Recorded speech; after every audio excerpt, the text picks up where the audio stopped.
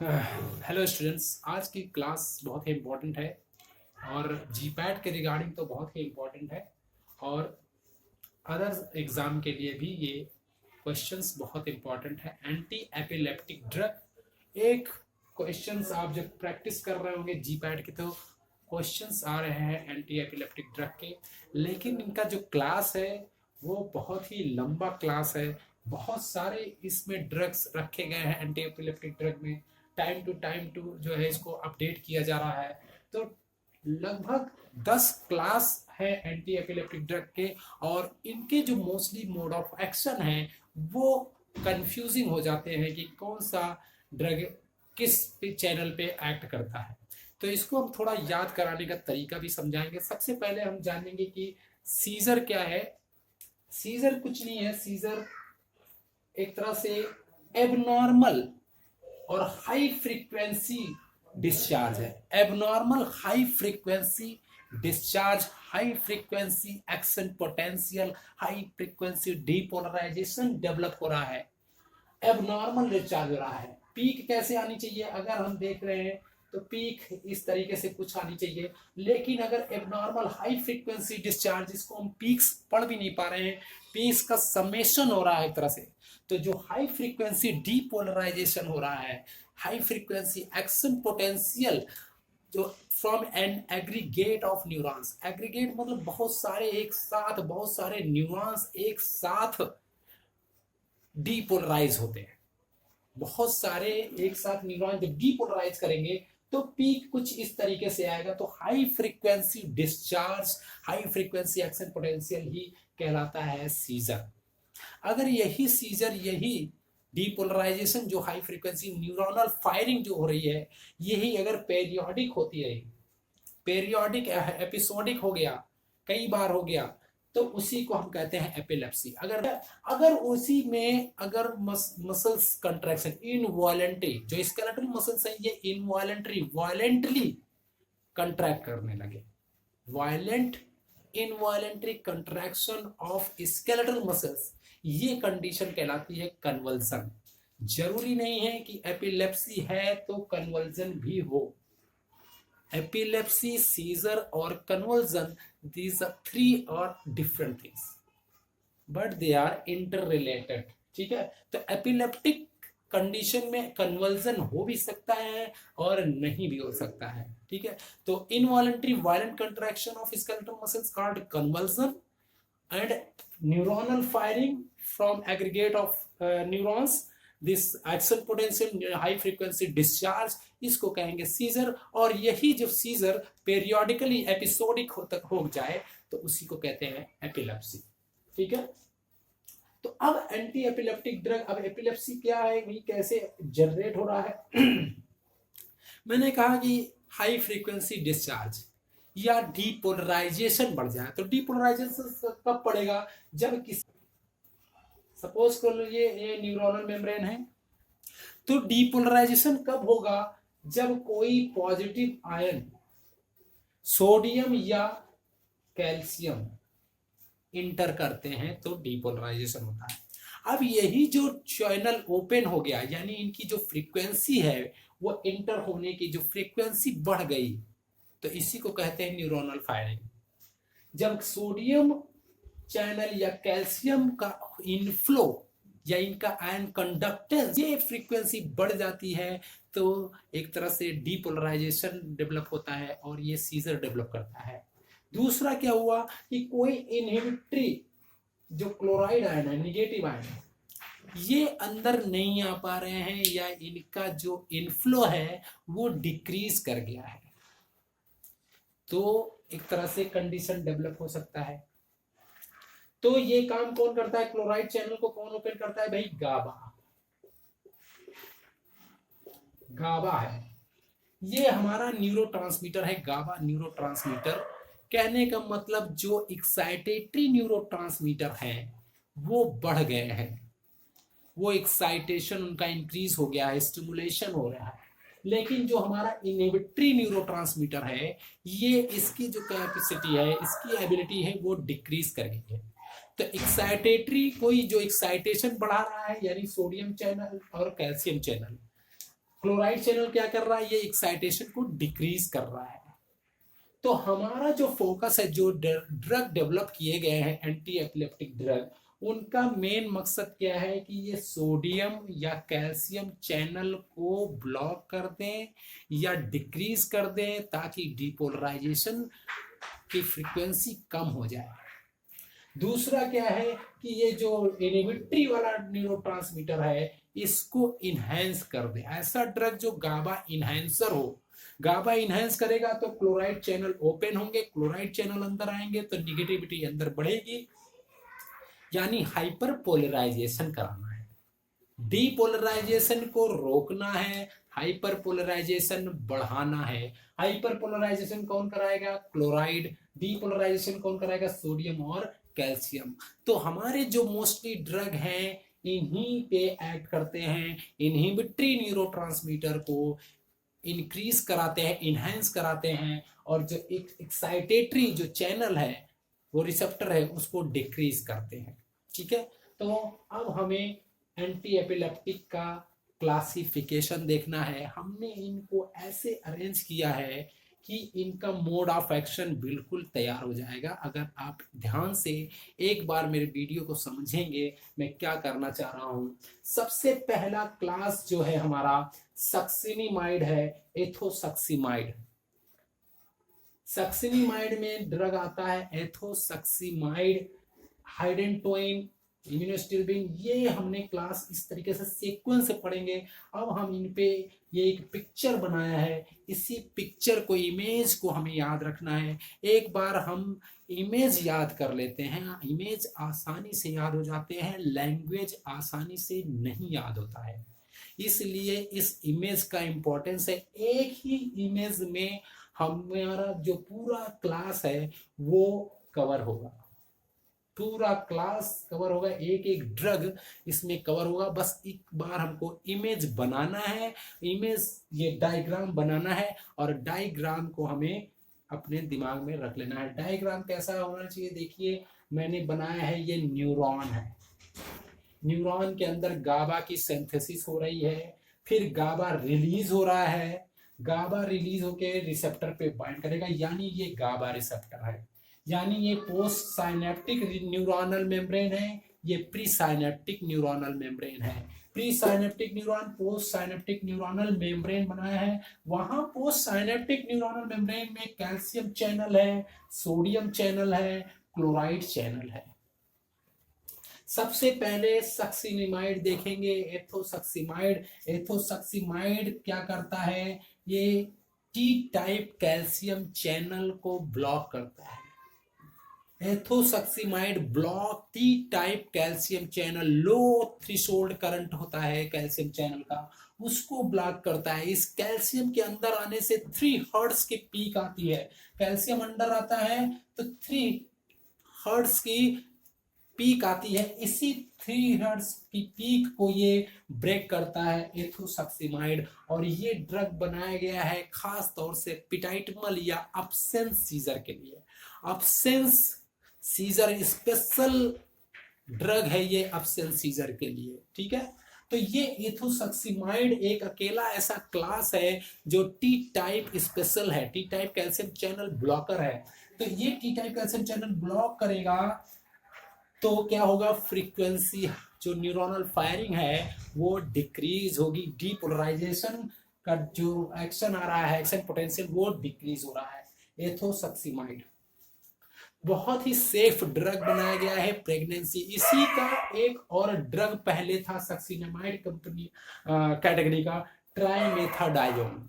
ट्राइमेथाडायोन ये drug usually anti epileptic drug नहीं दिया जाता है, क्लिनिकल यूज इसका बंद कर दिया गया क्योंकि ये हाईली टीरेटोजेनिक था, हाईली टीरेटोजेनिक था। टीरेटोजेनिक प्रेगनेंसी अगर जिसको खाने के लिए खाना ही है तो प्रेगनेंसी, अगर प्रेगनेंसी के दौरान उसको खा रहे हैं तो उसको टर्मिनेट कराने की सलाह देता है डॉक्टर, इतना ज्यादा टीरेटोजेनिसिटी था इसका।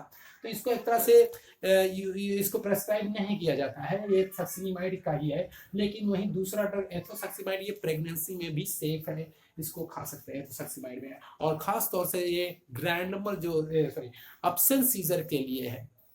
जनरलाइज टोनिक क्लोनिक सीजर के लिए नहीं है, ग्रैंड सीजर के लिए नहीं है, टोनिक क्लोनिक सीजर के लिए नहीं है, अदर सीजर्स के लिए नहीं है, सिर्फ ये अब्सेंट सीजर्स के लिए है। इसको हमने एक अलग कर दिया अब्सेंट सीजर्स के लिए, जो कैल्शियम चैनल ब्लॉकर है, टी टाइप कैल्शियम चैनल को ब्लॉक करता है। दूसरा ड्रग हम देखते हैं हाइडेंटोइन।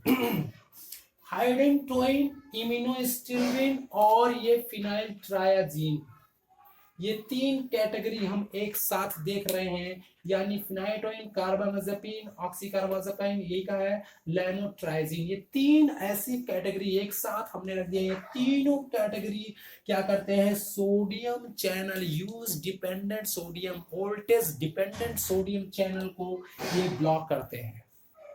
इनका इंट्रिंसिक गेट होता है और इनएक्टिवेशन गेट, एक्टिव गेट होते हैं। तो जो ये जो अंदर की तरफ न्यूरोनल मेम्ब्रेन की तरफ जो इंट्रिंसिक जो इनएक्टिवेशन फेज है, इनएक्टिवेशन गेट को ये ब्लॉक करते हैं, ड्यूरेशन इनका बढ़ा देते हैं, जिससे क्या होगा कि सोडियम अंदर नहीं आ पाते हैं, डीपोलराइजेशन नहीं हो पाता है, और ये डीपोलराइजेशन जो न्यूरोनल फायरिंग है उसको डिक्रीज करते हैं। न्यूरोनल फायरिंग मतलब डीपोलराइजेशन, हाई फ्रीक्वेंसी डीपोलराइजेशन, उसको ये सप्रेस करते हैं। कौन सप्रेस करते हैं, फिनाइटोइन, कार्बामेज़ेपिन और लैमोट्राइजीन।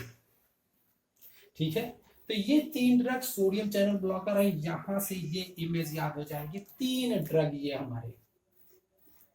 अब चौथा जो क्लास है एलिफैटिक कार्बोक्सिलिक, मैंने स्टार लगाया है, एलिफैटिक वैल्प्रोइक एसिड, जिसको वैल्प्रोएट कहते हैं। ये वैल्प्रोएट एसिड जो है, वैल्प्रोइक एसिड, ये क्या करते हैं, ये ऑल राउंडर हैं, ये मल्टी फंक्शनल, मल्टी मैकेनिज्म इनका एक्शन है, इसीलिए मैंने स्टार लगाया है। ब्रॉड स्पेक्ट्रम मैकेनिज्म है इनका।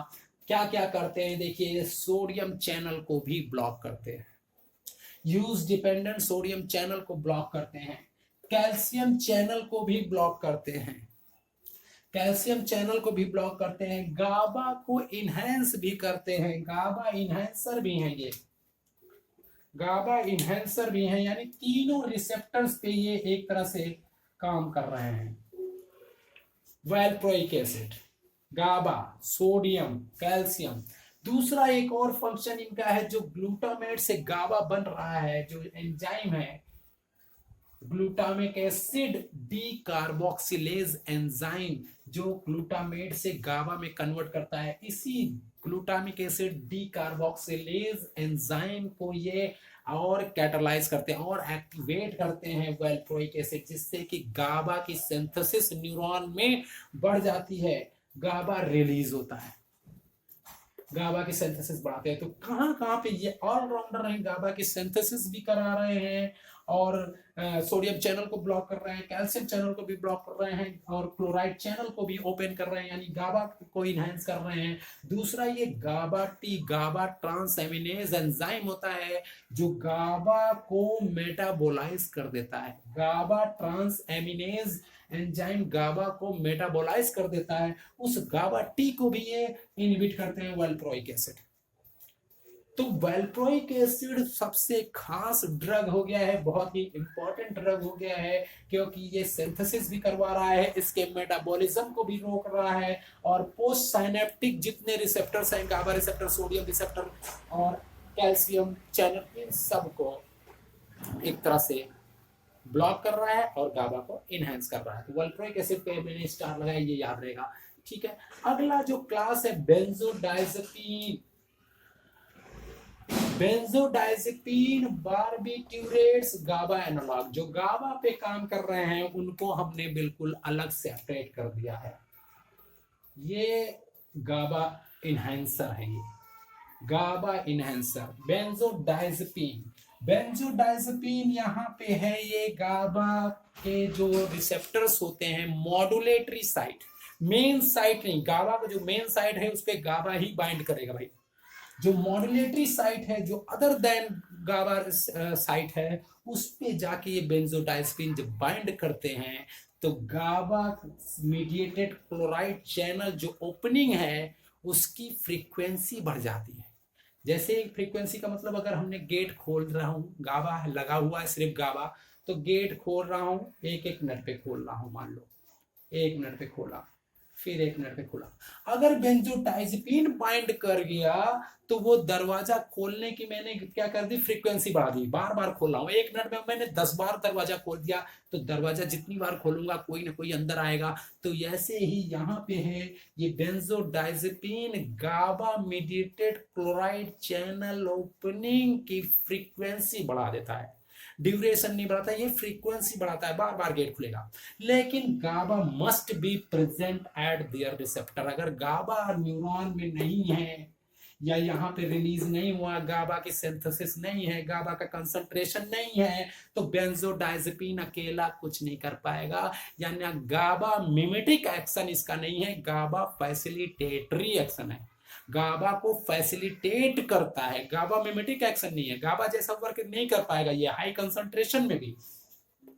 तो सेम इसी तरीके का एक ड्रग है बार्बिट्यूरेट्स, फिनोबार्बिटोन और प्रीमिडोन, इसका जो है एक तरह से ये आपस में प्रोड्रग और ऑक्सीडाइज होने के बाद ही फिनोबार्बिटोन प्रीमिडोन बनते हैं।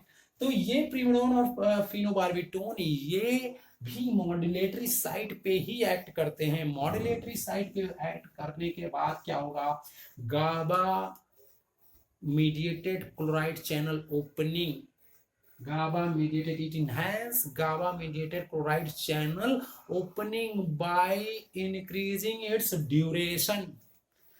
बेंजोडाइजेपिन ने क्या किया था, फ्रीक्वेंसी बढ़ाया था, इसने क्या किया, ड्यूरेशन बढ़ा दिया, गेट खोल के थोड़ी देर रुक गए, यानी गेट खोल के ऐसे जब बंद हो रहा था गाबा अकेले था तो, और बार्बिट्यूरेट्स लगा दिया उसमें, तो गेट थोड़ी देर खुला रहेगा। अब थोड़ी देर वापस ड्यूरेशन बढ़ेगा किसी चीज की ओपनिंग की, तो चैनल्स जब ओपन खुला रहेगा तो कोई ना कोई अंदर आएगा ही।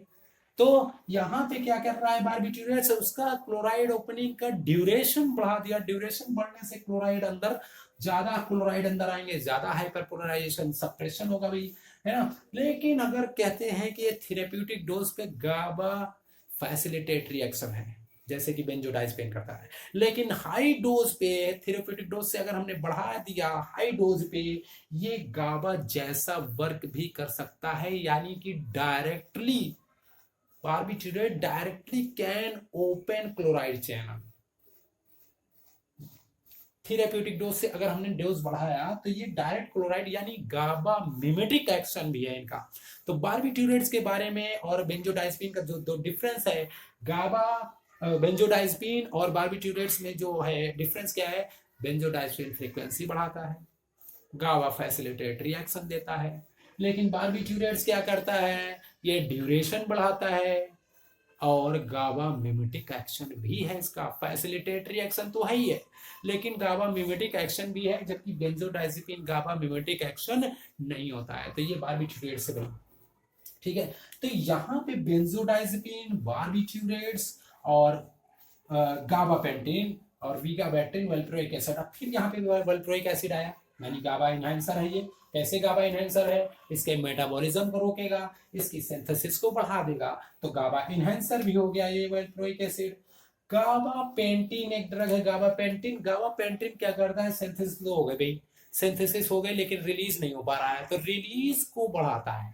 गाबापेंटिन इसकी सिंथेसिस के साथ इसकी रिलीज कराता है, गाबा रिलीज, न्यूरॉन से ज्यादा गाबा रिलीज होगा साइनेप्स में, तो पोस्ट साइनेप्टिक इफेक्ट तभी तो आएगा जब रिलीज होगा, तो न्यूरॉन से रिलीज कराता है गाबापेंटिन। तो गाबापेंटिन गाबा को की कंसंट्रेशन को साइनेप्स में, साइनेप्टिक गैप में बढ़ाता है, तो एक तरह से गाबा इनहेंसर हुआ ये भी गाबापेंटिन, तो गाबा के रिलीज कराता है। तो ये जो पिक्चर है बहुत ही इंपॉर्टेंट है, इस पिक्चर से पूरा एंटी एपिलेप्टिक पिक्चर नहीं याद रहेगा तो एंटी एपिलेप्टिक में हमें मोड ऑफ एक्शन कंफ्यूजन हो करेगा। यहाँ कोई कंफ्यूजन नहीं है इमेज में, बस एक बार लैंग्वेज पढ़ना है बस। फिर ये 3 क्लास और इसको सीक्वेंस से लिखेंगे, अगर आगे पीछे कर दिए तो फिर गड़बड़ा जाएगा। कौन सोडियम चैनल ब्लॉकर था, कम कैल्शियम। अब हमें पता है कि सबसे पहला ड्रग सक्सिनिमाइड, इसको कैल्शियम चैनल ब्लॉकर कर दिया। हाइडेंटोइन, इम्यूनोस्टिल्बिन, फिनाइल ट्राइजिन की कैटेगरी के जो ड्रग हैं वो सोडियम चैनल ब्लॉकर है। एलिफैटिक स्टार लगा दिया, वेल्प्रोइक एसिड मल्टी चैनल एक्शन है इनका भाई, बहुत सारा मैकेनिज्म है, जो भी मैकेनिज्म दे दो। सोडियम चैनल को भी ब्लॉक करते हैं, कैल्शियम चैनल को भी ब्लॉक करते हैं, गाबा को इनहेंस भी करते हैं, गाबा कि सिंथेसिस और गाबा का मेटाबॉलिज्म रोकते हैं, गाबा का सिंथेसिस बढ़ाते हैं, गाबा मेटाबॉलिज्म को रोकते हैं, यानी गाबा का कंसंट्रेशन भी बढ़ाते हैं। तो वेल्प्रोइक एसिड, बेंजोडाइazepine का क्या काम है भाई? गाबा का काम, गाबा मेडिएटेड क्लोराइड चैनल ओपनिंग है। बारबिटूरेट्स में बता दिया। गाबा पेंटिन क्या करता है? गाबा की सिंथेसिस और रिलीज बढ़ाता है। अब बात आती है नोवेल ड्रग। ये नोवेल ड्रग हैं जो बहुत ही ज्यादा चलाए जा रहे हैं, जिसमें से वीगाबैक्ट्रिन। वीगाबैक्ट्रिन क्या करता है? गाबा ट्रांस एमिनेज एंजाइम को इनिबिट करता है, जिससे कि इसका मेटाबॉलिज्म रुक जाता है, गाबा कंसंट्रेशन बढ़ जाता है। गाबा कंसंट्रेशन बढ़ेगा तो गाबा आराम से पोस्ट साइनेप्टिक रिसेप्टर पे बाइंड करेगा। जोनिसामाइड एक ये ड्रग है। जोनिसामाइड में हमने सोडियम चैनल ब्लॉकर भी है, कैल्शियम चैनल ब्लॉकर भी है। सोडियम चैनल ब्लॉकर भी है और कैल्शियम चैनल ब्लॉकर भी है। तो काम ये जोनिसामाइड का हो गया भी। टोपिरामेट ऐसा ड्रग है। टोपिरामेट कहाँ पे यूज होता है? ये भी सोडियम चैनल ब्लॉकर है। तो नोबल वाले में से क्या है कि आपको पढ़ना पड़ेगा, ये पिक्चर से याद आ जाएगा कि लेमोट्राइजिन, टोपिरामेट और जोनिसामाइड, ये तीनों ड्रग सोडियम चैनल ब्लॉकर हैं, जिसमें से टोपिरामेट, जो जोनिसामाइड है, वो सोडियम और कैल्शियम स्टार लगाना पड़ेगा उसके लिए, ठीक है।